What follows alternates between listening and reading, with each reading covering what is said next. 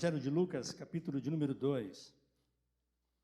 Eu quero meditar com os irmãos no versículo de número 11, mas nós vamos ler do versículo 1 até o versículo de número 20. Diz assim a palavra do Senhor. Naqueles dias, foi publicado um decreto de César Augusto, convocando toda a população do império para recensear-se. O primeiro recenseamento foi feito quando Quirino era governador da Síria. Todos iam alistar-se, cada um à sua própria cidade. José também subiu da Galileia, da cidade de Nazaré para a Judeia, a cidade de Davi, chamada Belém, por ser ele da casa e família de Davi, a fim de alistar-se com Maria, sua esposa, que estava grávida. Estando eles ali, aconteceu, completaram-se-lhes os dias, e ela deu à luz o seu filho primogênito. Enfaixou-o e o deitou numa manjedoura, porque não havia lugar para eles na hospedaria. Havia naquela mesma região pastores que viviam nos campos e guardavam o seu rebanho durante as vigílias da noite. E o anjo do Senhor desceu aonde eles estavam, e a glória do Senhor brilhou ao redor deles, e ficaram tomados de grande temor. O anjo, porém, lhes disse: não temais, eis que vos trago boa nova de grande alegria, que o será para todo o povo. É que hoje vos nasceu, na cidade de Davi, o Salvador, que é Cristo, o Senhor. E isto vos servirá de sinal. Encontrareis uma criança envolta em faixas e deitada em manjedoura. E subitamente apareceu com o anjo uma multidão da milícia celestial, louvando a Deus e dizendo: glória a Deus nas maiores alturas, e paz na terra entre os homens, a quem Ele quer bem. E ausentando-se deles os anjos para o céu, diziam os pastores uns aos outros: vamos até Belém e vejamos os acontecimentos que o Senhor nos deu a conhecer. Foram apressadamente e acharam Maria e José e a criança deitada na manjedoura. E vendo-o, divulgaram o que lhes tinha sido dito a respeito deste menino. Todos os que ouviram se admiraram das coisas referidas pelos pastores. Maria, porém, guardava todas estas palavras, meditando-as no coração. Voltaram então os pastores, glorificando e louvando a Deus por tudo que tinham ouvido e visto, como lhes fora anunciado. Pai querido, obrigado, Senhor, pelo privilégio de podermos estar aqui nesta noite e reunidos como igreja, povo do Senhor, para assim louvar, engrandecer, glorificar o Teu nome. Em Te agradecer, ó Deus, em especial por esse dia em que estamos, ó Deus, relembrando, ó Deus, o nascimento do nosso Senhor e Salvador, Jesus Cristo. Ó Deus, continua falando aos nossos corações, Senhor. Ó Deus, abre os nossos olhos, a nossa mente, o nosso coração, para que possamos compreender, entender e nos alegrarmos ainda mais, ó Deus, com os feitos do Senhor. Ó Deus, obrigado, ó Pai. Fala conosco, ajuda-nos neste momento, ó Pai. Nós oramos, te pedimos no nome de Jesus. Amém.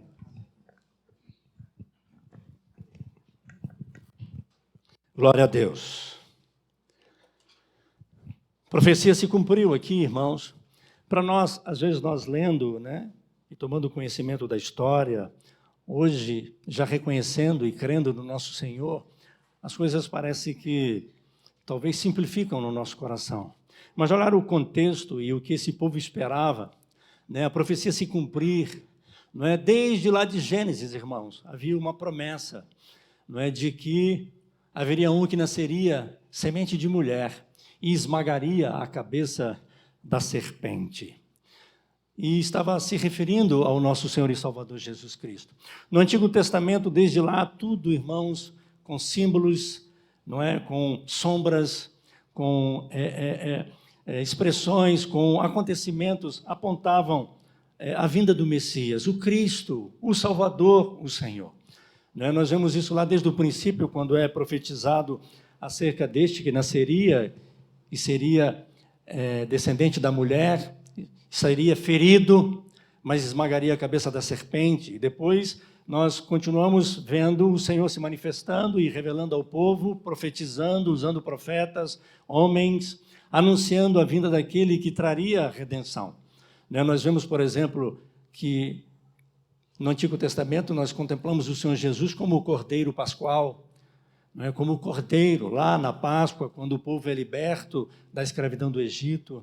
Nós vemos Jesus sendo representado e apontado, por exemplo, lá no tabernáculo que foi construído, na própria Arca da Aliança, nos sacrifícios dos animais. Nós vemos Jesus sendo apresentado no Antigo Testamento, se revelando ao povo como o maná, por exemplo, que desceu do céu, como uma nuvem que os acompanhava, como fogo, como a rocha, como a água que saiu da rocha, tudo apontando e mostrando aquele que viria e seria o Salvador. O texto de Isaías, que foi lido aqui no início deste culto, fala de um povo que viviam em trevas e agora chegou a luz, né? A profecia anunciando a vinda do Senhor Jesus, trazendo vida, trazendo salvação. O texto que nós lemos aqui de Lucas, irmãos, no capítulo de número 2, principalmente no versículo 11, mas o texto que nós lemos nos mostra aqui, naquele tempo, a necessidade de um recenseamento, e é interessante nós observarmos isso. Outro dia eu comentei com alguns irmãos, Maria está grávida, está quase que para dar à luz, e José, seu marido, ele toma sua esposa, um neném para nascer, e uma caminhada de quase 150 quilômetros. Os irmãos acham que José tomaria sua esposa e iria para Belém, se não fosse obrigado? Providência de Deus, né, agindo o próprio governo, usando o próprio governo para criar essa necessidade de um recenseamento. E José tinha que ir para Belém, ele era belemita, ele precisava estar lá, ele tinha que cumprir o mandato. E ele vai e leva sua esposa. E eu comentava com alguns irmãos, qual marido ia pegar uma mulher com 8 meses, 9 meses quase de gravidez e faria uma caminhada montada num burro, 150 quilômetros?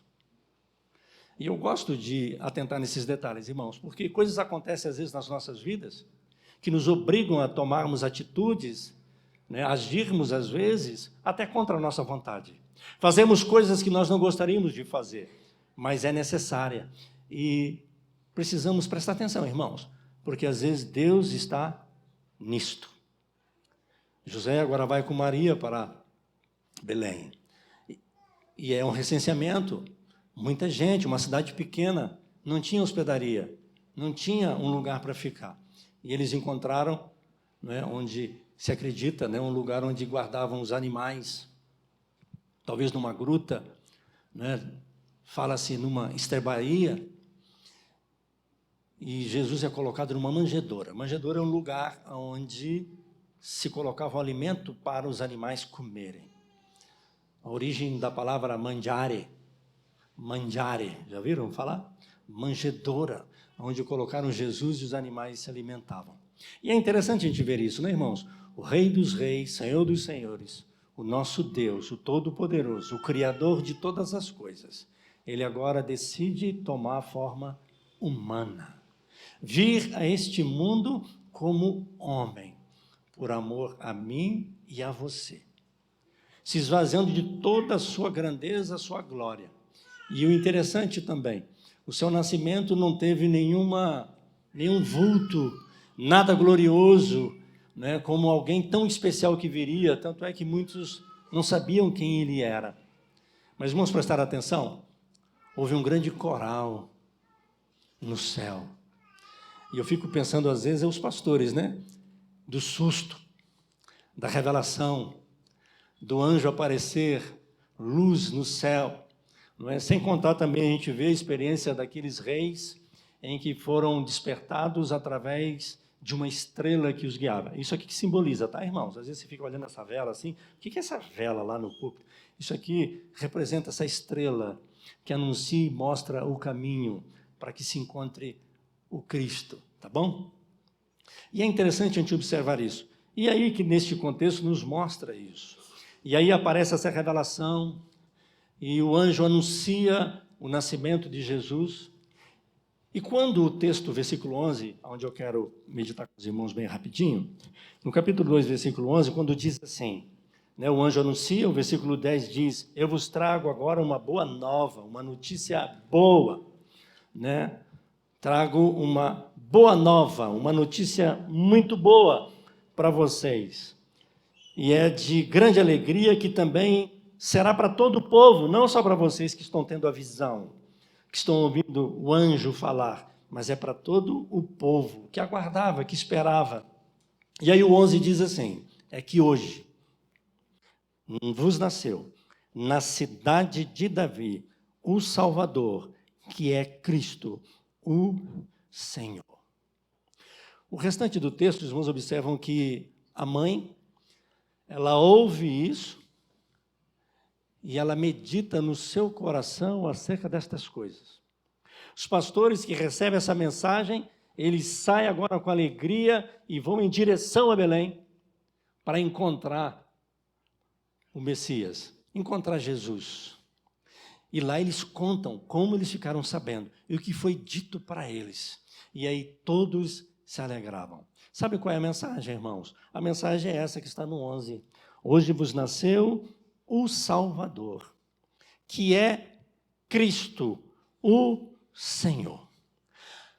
Esta mensagem vem dizer para nós e dizia para eles, é aquele que veio agora para dar sua própria vida. Aquele que veio para morrer por nós. Aquele que agora é um presente de Deus para o seu povo. E é este que vem agora para nos trazer libertação. Não só nos libertar do pecado, ou melhor, trazer o perdão dos pecados, mas nos libertar dos pecados. Para que não tenha mais domínio sobre as nossas vidas. Ele veio para ser agora o Salvador, aquele que veio para perdoar os nossos pecados e nos trazer libertação, salvação. A palavra de Deus nos diz em Atos dos Apóstolos, por exemplo, que não há nenhum outro Salvador a não ser Jesus Cristo, Senhor. Ele é o nosso Salvador. Mas ele não só é o Salvador, mas ele é o Cristo. Ele é o ungido de Deus, ele é o Messias.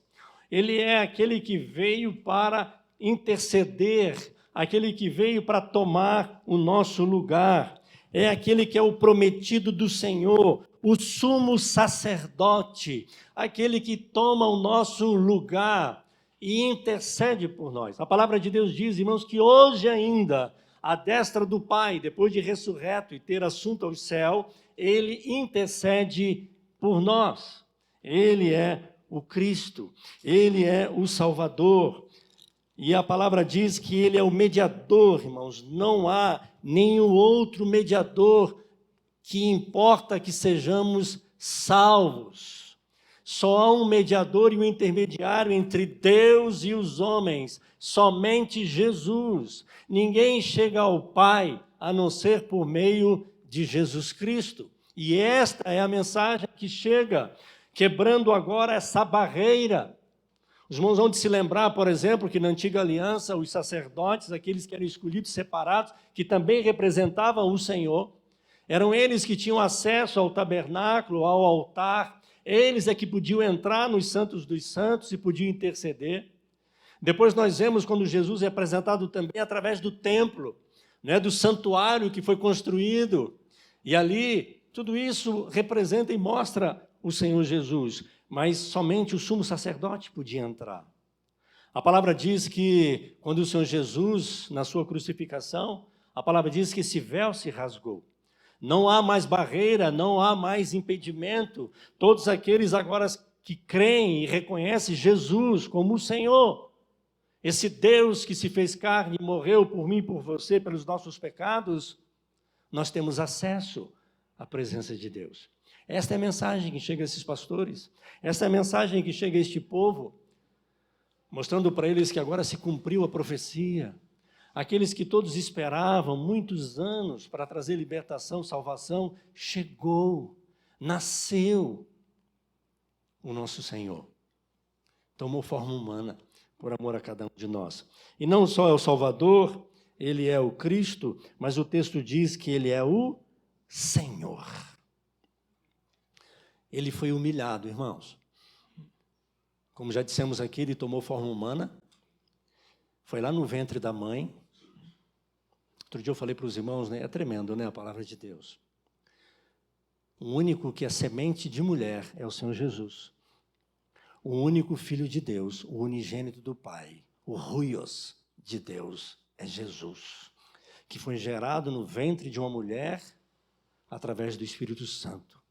Lembram quando Maria recebe a notícia? Mas como será isso? Eu não tenho relacionamento com homem algum, como que eu vou ter um filho? O Espírito Santo te envolverá. E o noivo nessa conversa?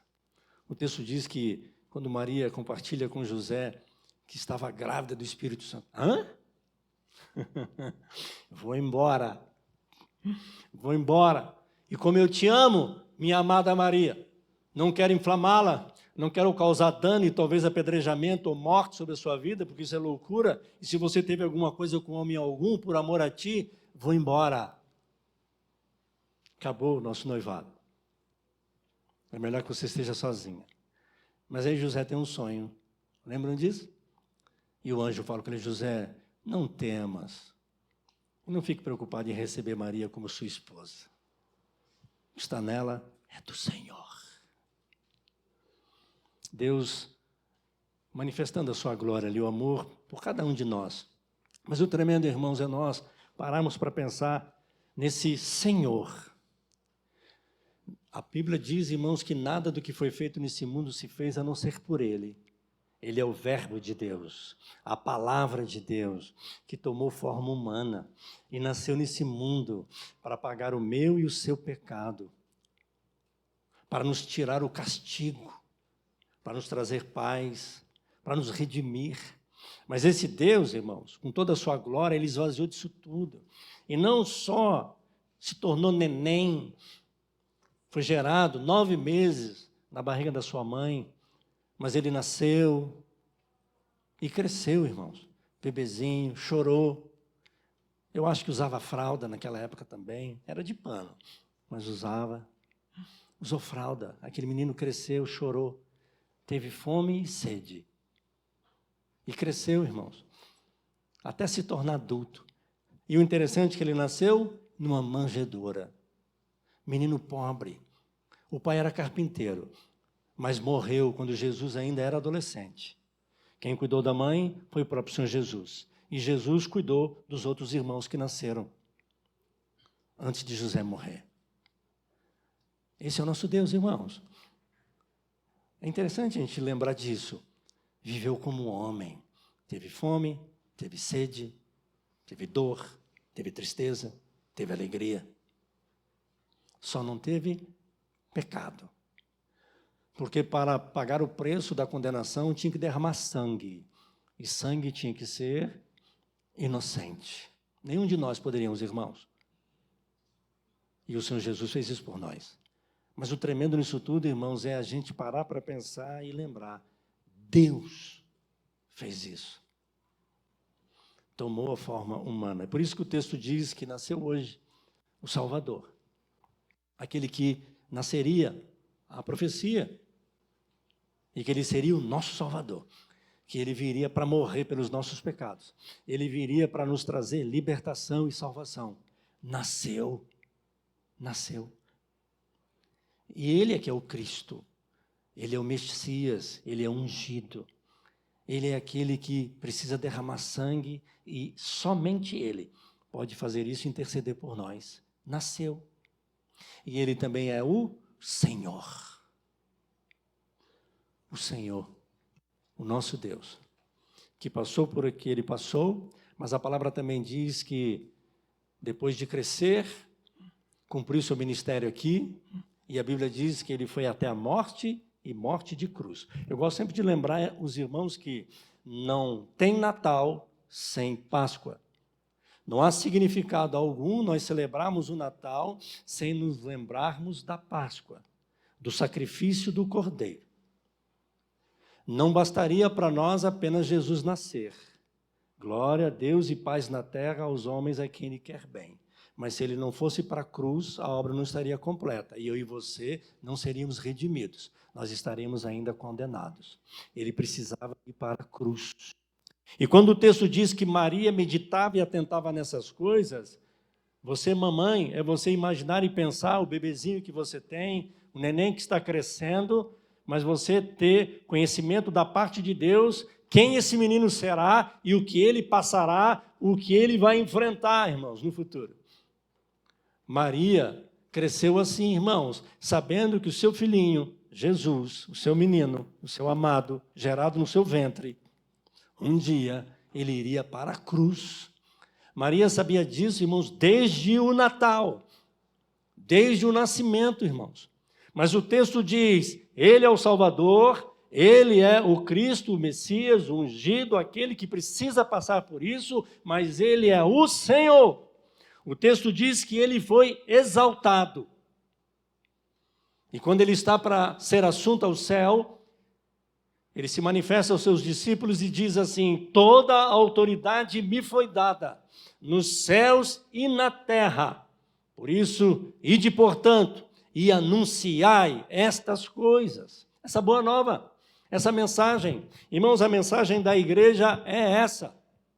O Senhor Jesus é o nosso Salvador, o nosso Emanuel, o Deus conosco, que tomou forma humana e veio a esse mundo e morreu pelos meus, pelos seus, pelos nossos pecados.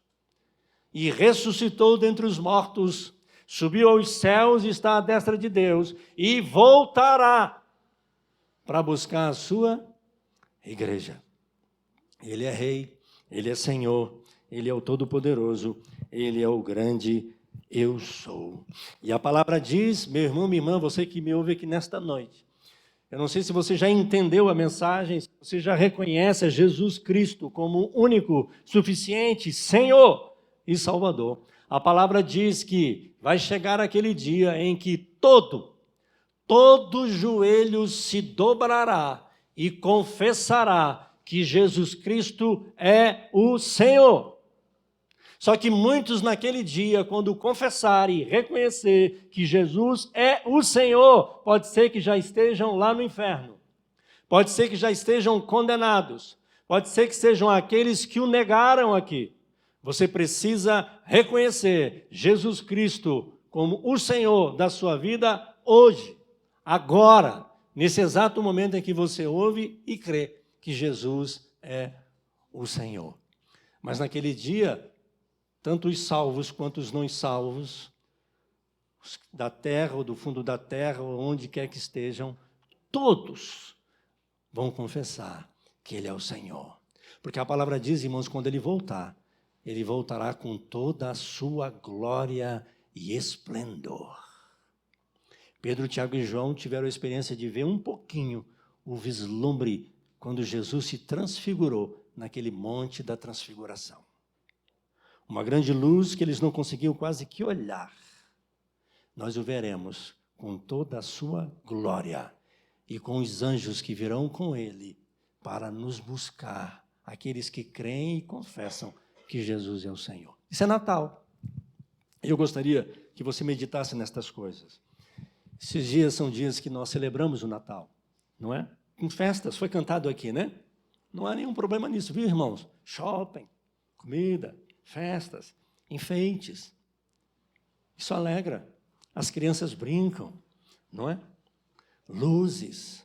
Mas é importante que eu e você entendamos que Natal é o Senhor Jesus.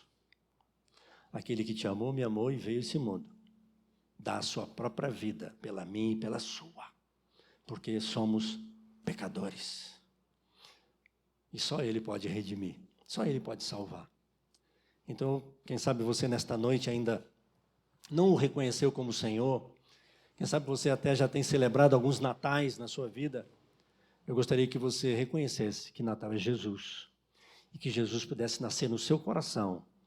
Que você pudesse reconhecê-lo como esse Senhor, esse Salvador, esse sacrifício por mim e por você. E você recebesse essa paz que foi prometida aqui. Paz na terra, a mim e a você, a sua casa, a sua família, a quem Ele quer bem.